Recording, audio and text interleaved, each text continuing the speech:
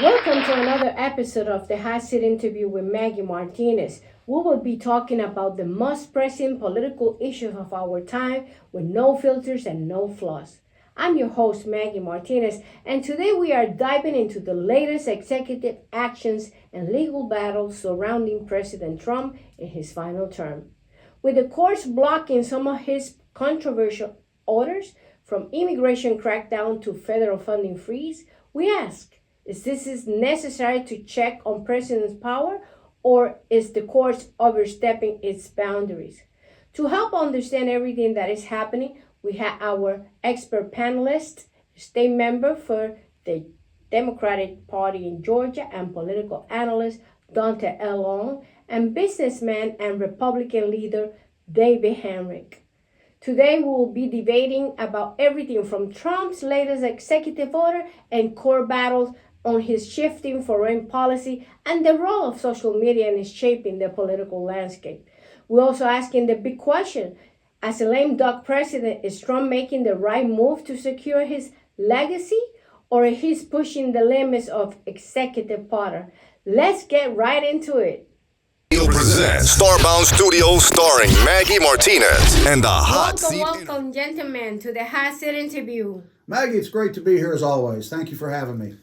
Maggie, I always appreciate the opportunity to be here. Thank you so much. Thank you, gentlemen, for coming. Well done. The first question is Trump's recent use of Alien Enemies Act, which is from 1798, deport elite Venezuelan gang members, was blocked by federal judge. Do you believe this was necessary legal check on his power, or do you think it's a political motivated decision?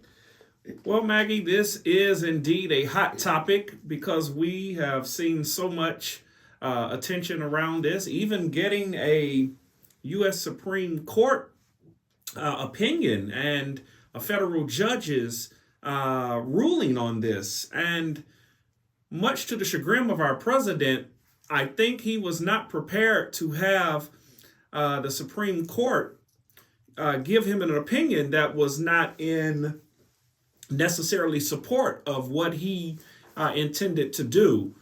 It appears that, yes, the president made a promise on his campaign trail that he was going to deport the most violent and the most corrupt illegals in our country, and he was going to immediately make it a number one priority to get them out of the country. But most people are saying that many people that were on the various flights being deported were no such people. These were people that have never been convicted. These are people that have never been tried as a gang member or even have for so much gang affiliation for the right reasons. Well, our panel goes on air on YouTube every Wednesday at 8 p.m. Don't forget to subscribe, hit that little bell so that way you get a notification. I wrote a book. It's called The Secrets of Campaigning, So You Think You Could Run. 40 years of experience is on Amazon, only $25. So please go and get your copy. Well, this is getting interesting. Rebuttal for that, David. Not a problem at all. You know, when Chief Justice Roberts gave his opinion, it is very rare for the Supreme Court to step out, shall we say, and give an ex parte, if you will, an opinion. Now, of course, he said that if you want to invoke and get rid of the judges that you don't like, this is not the way to do it. You don't come on. And Judge Roberts has already warned during the campaign that threatening a judge is not the way to go. Discriminating speech against a judge is not the way to go. So when we look at things, Judge Boasberg, when he issued his statement, Donald Trump came back saying these were alleged, and I granted alleged gang members having ties to Tren de Agua, the Venezuelan gang. The aircraft took off, theoretically, according to records, about 5:26, 5:30, using round numbers, from Texas. When the judges come back at 6:45, an hour and 15 minutes into flight time, when you leave Texas, the aircraft were over international. They were out of U.S. jurisdiction. So the Trump administration, naturally, says when you're out of our jurisdiction, when you're out of our airspace, you're an international, the judge at that point in time, any verbal ruling, any verbal orders has no bearing. You've already crossed the international, it's done. You have no jurisdiction. So that's basically what they went upon and what they're going about. Now, theoretically, on Friday, there's supposed to be more rulings about this. Okay, so we have to wait and see, because the judge has called everybody back to court to explain themselves. But as Judge Roberts states, Donald Trump and the rest of the guys should not be talking impeachment, because a judicial review is the better way to go if they have a problem with the way the judge handles things. David, do you think or do you believe courts are unfairly targeting Trump, or they are simply doing their job? Well, it's a little of both. You know, we can talk about the judicial activism here, which it can refer to actions of judges who are said to go beyond their traditional roles of interpreting the law. We can use that as a description of, say you're a cook, you're following the recipe where a judge would follow the law. You decide to change a few ingredients, add a couple, tweak it just a little bit to maybe your taste or the taste of those at the table. That's pretty much what judicial activism is.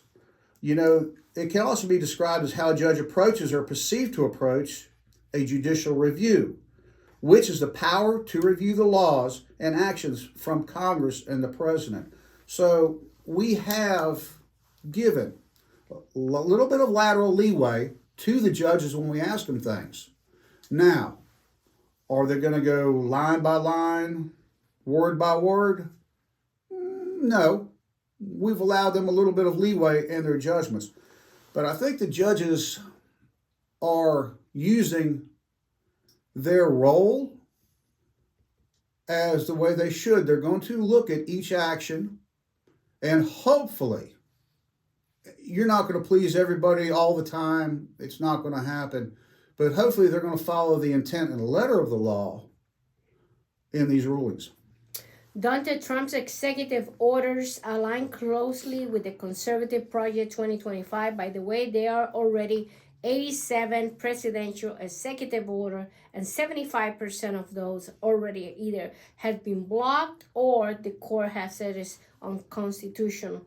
Does this external influence raise concern about the separation of power? Well, as I said at the beginning, we do know that President Trump and the playbook that he was campaigning was from the Project 2025. And even though he said numerous times he had no idea what it was about, or its origin, or the contents therein, we can see that what he has done, is doing, and God forbid what he will continue to do, does closely align with the playbook that was spelled out in Project 2025.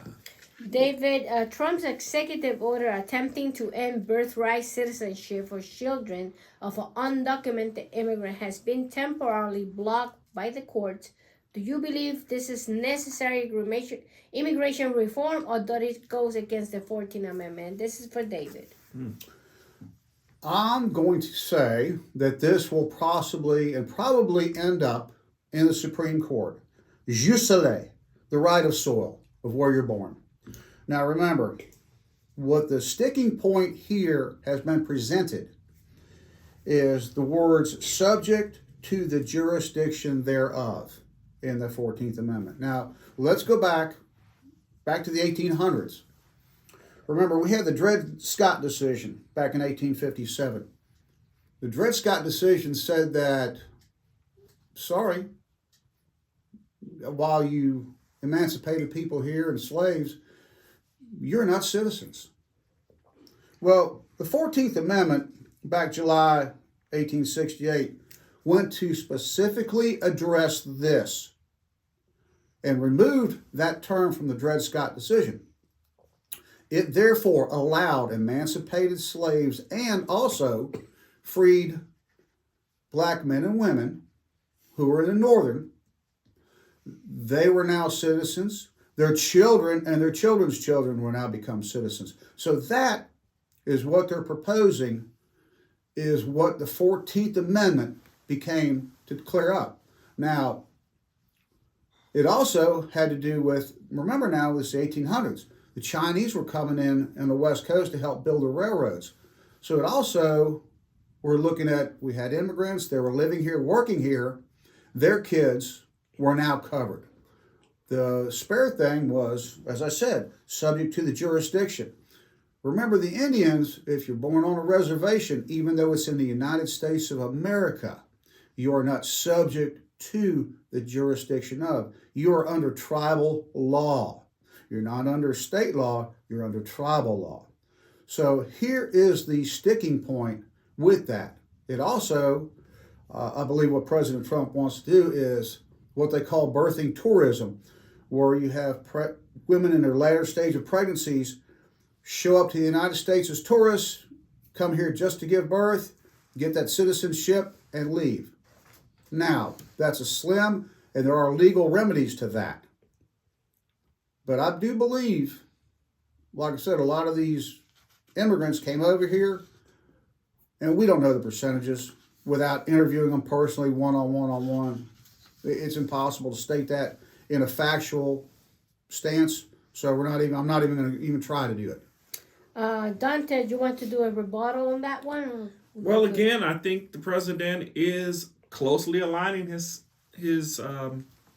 agenda with what we saw outlined, that all of the illegals, whether it be those who are criminal intended or just simply undocumented, them and their children. This is why when we saw several months ago going into various places of business, removing people, we've seen that the president has made his agenda very clear that those who are not U.S. citizens, and I use that term loosely, he desires to have them deported.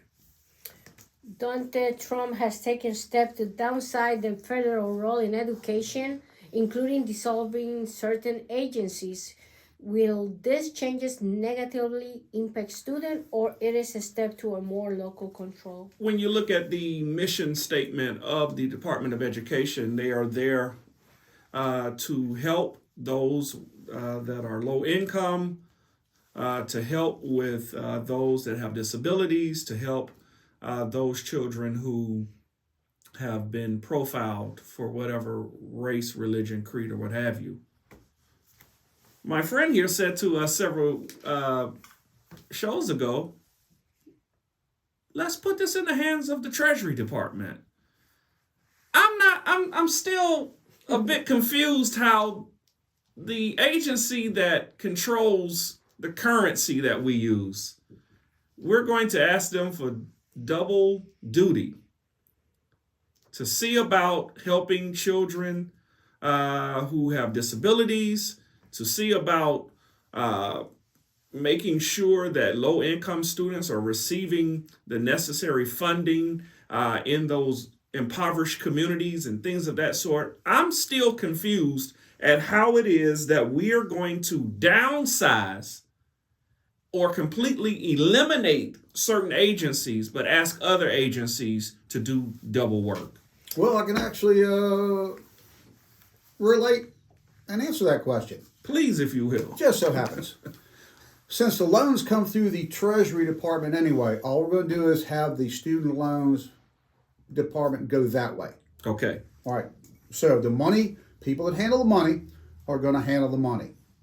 Even flow. Not a problem. Now, we have to look at the IDEA program, which, of course, the ones for intellectual disabilities. we're not talking, Trump is so far is not talking about getting rid of that. What he's wants to do is evaluate the Department of Education as a whole. As I stated earlier, for some reason, we've gotten 800 more administrative positions, but not, what are they doing for the students? All we've done is add extra bodies sitting behind the desks. We haven't put teachers. Remember, now it's down here in Georgia, the state gave the teachers raises. Here in Georgia, the state is providing for school security. They've given them $40,000, I believe, per school to install metal detectors to help with school security, to make the schools safer, not from the federal government. So, here at the state level, we're already doing these certain things. What we need to do is get the bureaucracy out of the department and go back to letting the states do what they should do. Well, David, Trump recently ordered a military offense against the Houthi in Yemen without the explicit congressional approval.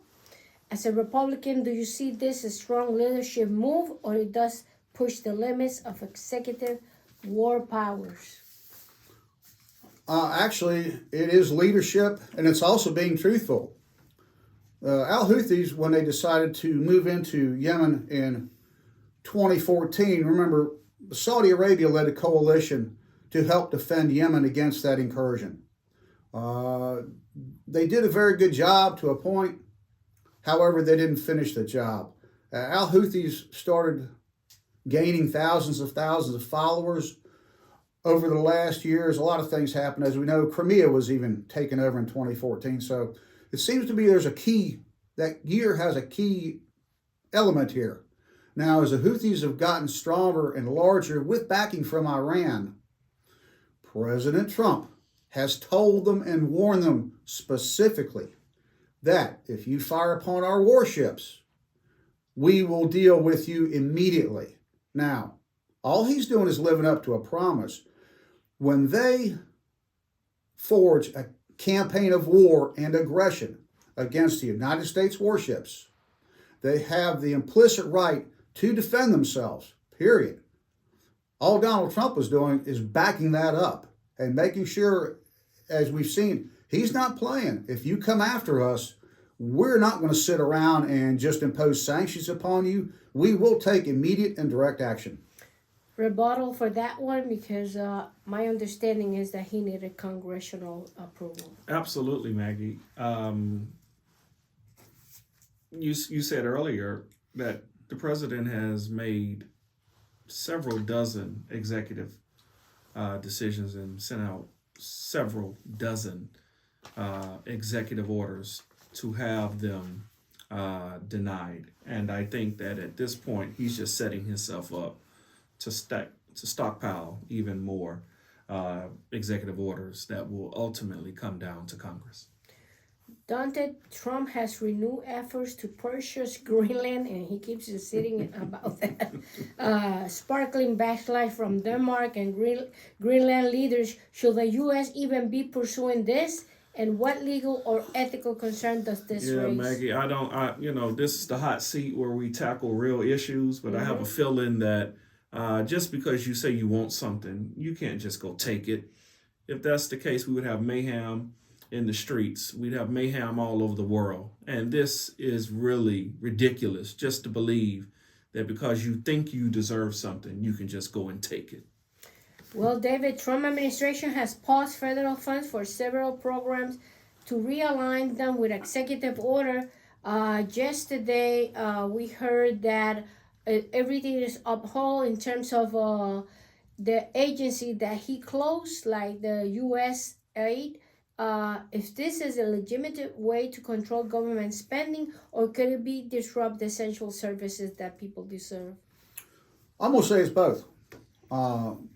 When you issue executive orders, they should be done with a time frame.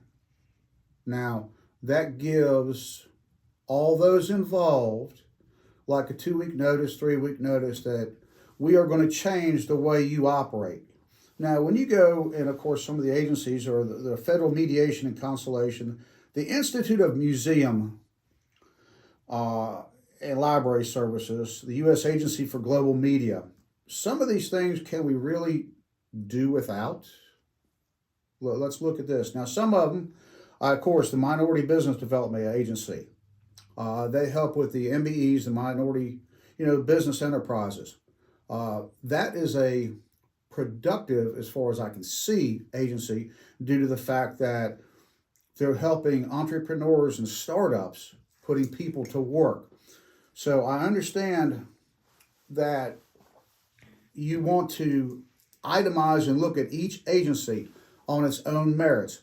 But is there a lot of bloat? Yes. I mean, what's the U.S. Agency for Global Media? Do we really need it? I mean, do we really care what's being broadcast over in Afghanistan and things like that and across the U.S., the states, out of the country? Personally, I would say no.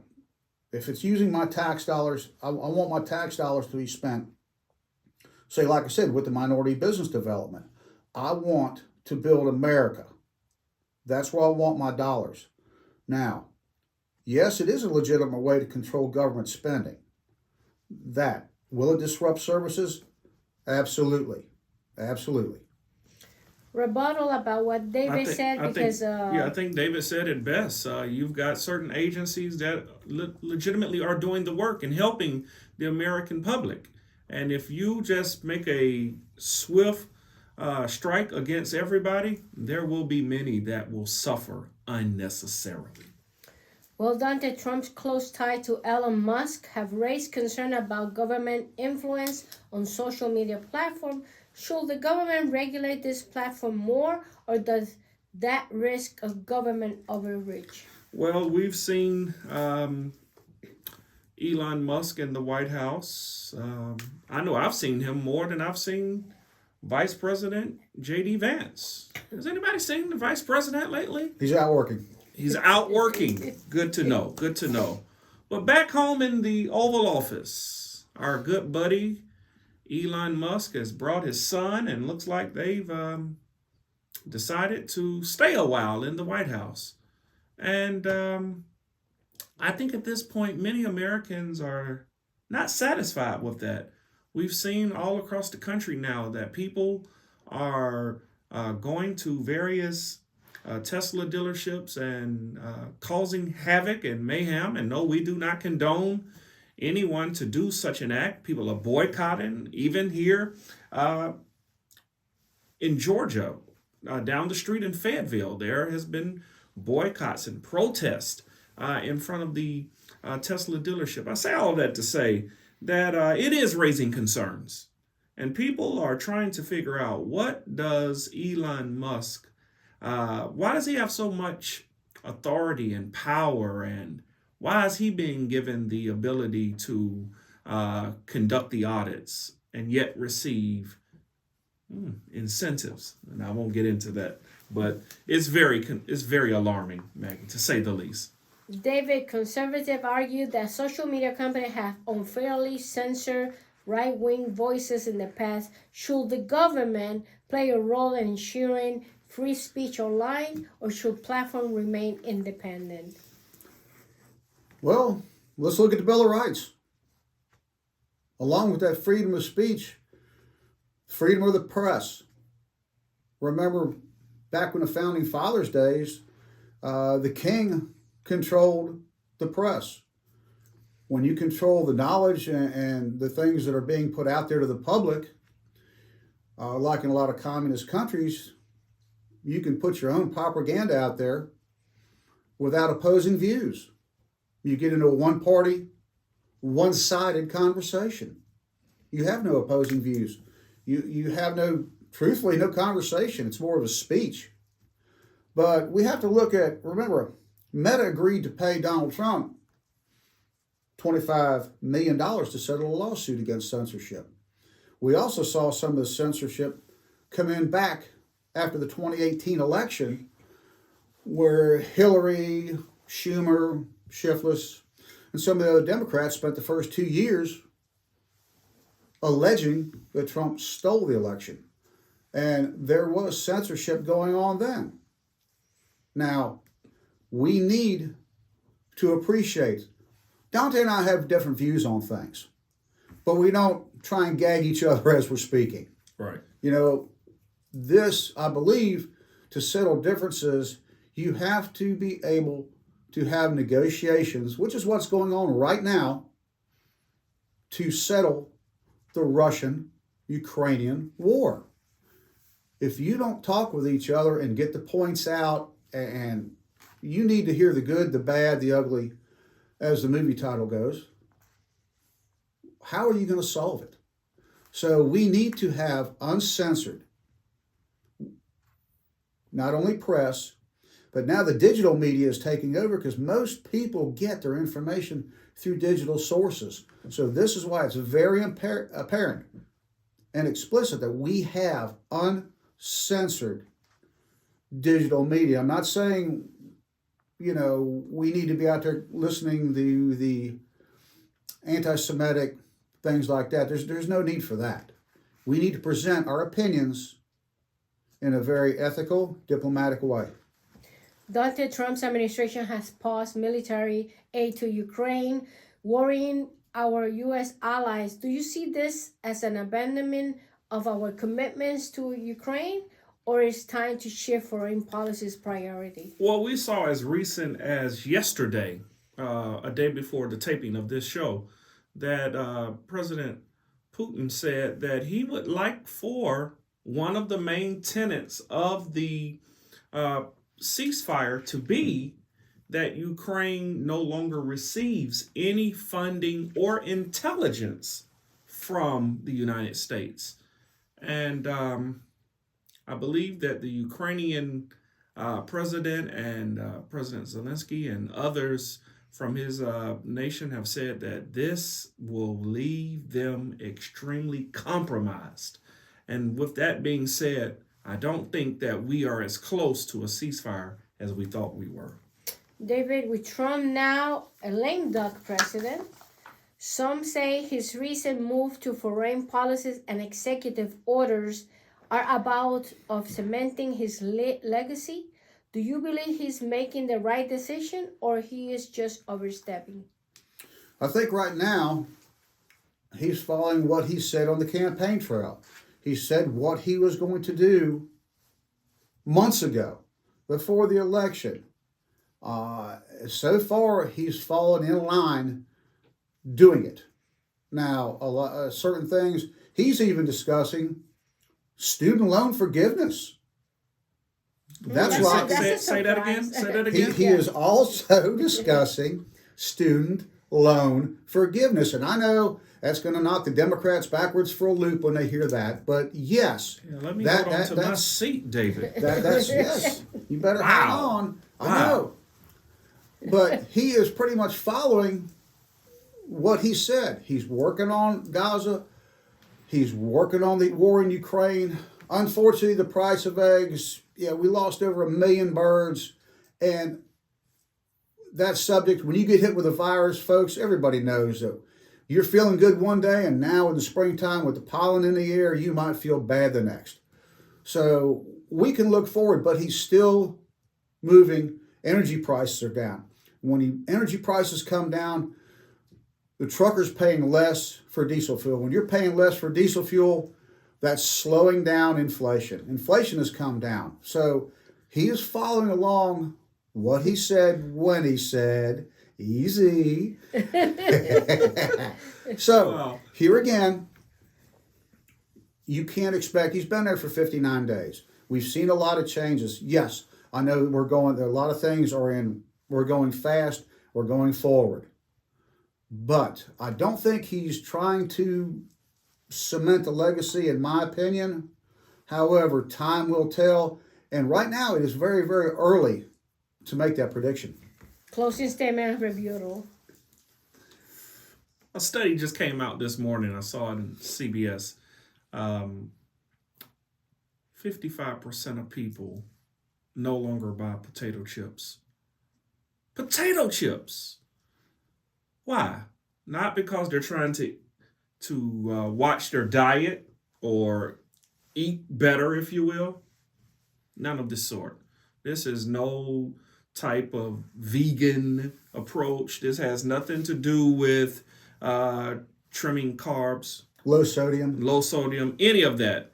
55% of people are saying that the biggest spike that they've seen at the grocery store is not the eggs, but it's potato chips. Closing statement for the show. I want to say that, yes, to the credit of the president, it's only been several weeks. It's not even been 100 days. But as I've been saying all show long, we saw the playbook. We know what the playbook is. And the president is playing right along with his playbook. David, your closing statement? Well, I don't know whether it's a playbook or not. I haven't read Project 2025. I heard it's a very long read. 900 pages. And the last thing I read was a vehicle maintenance manual being a mechanic. So that's going to be my reading besides these laws and our topics we're talking about. Now, as we have discussed, all these topics are pretty much interrelated with each other. They all have basis. One works with another one. What I do see from President Trump and the administration is they are being truthful to the platform that they ran on. So can we appreciate that? As American citizens, wow, a politician doing what he said he was going to do. Now, I know that'll take some of you back, and I know some of the directions he's taking is setting some of you back. But however, what we need to do, and both sides, as I said before, candidate Ryan Binkley, pastor from Dallas, Texas, blamed both political parties for the bloat and the problems that are in government because they have just added to it from one party to another. It's like, the Republicans say, I have an idea, and the Democrats say, I can make it worse.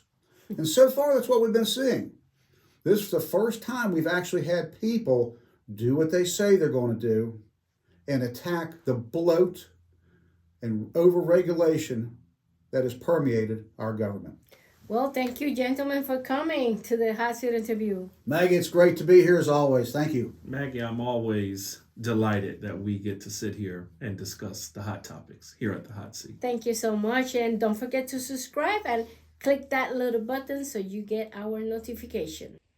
What a powerful discussion today. We covered from Trump's executive order, the court battles blocking his policy, and what this means for the future of our nation. Whether you see this legal challenges necessary for check and balance, or do you see this as a political interference? One thing is clear, Trump's presidency is still making headlines and shaping policy, even in his final presidential term. A big thank you to the panelists Daunta A and David Hamrick for bringing their strong perspective and deep-in analysis to the table. These are the conversations that matter because they affect real life, real communities, and the global world and the direction of our democracy. But the conversation doesn't stop here. We want to hear from you. Are courts protecting democracy, or are they blocking a president from carrying out his agenda?